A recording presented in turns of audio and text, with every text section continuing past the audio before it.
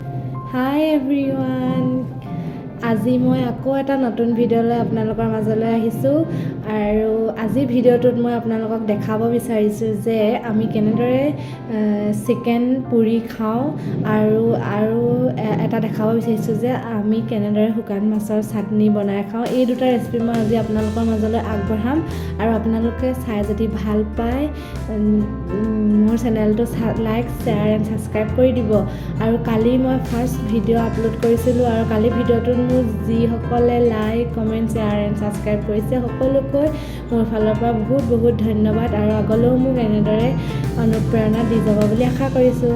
আৰু আজি যদি ভিডিঅ'টো চাই ভাল পায় সকলোৱে এটা ধুনীয়া ধুনীয়া কমেণ্ট কৰি দিব।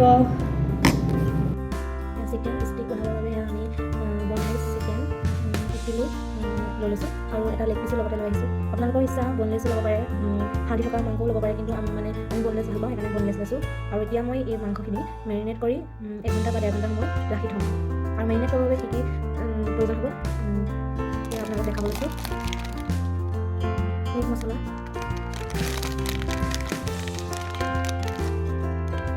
পৰিমাণ অনুসৰি ধনিয়া পাউডাৰ অলপ,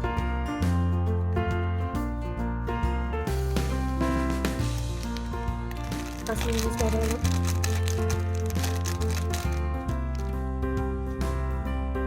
হালধি,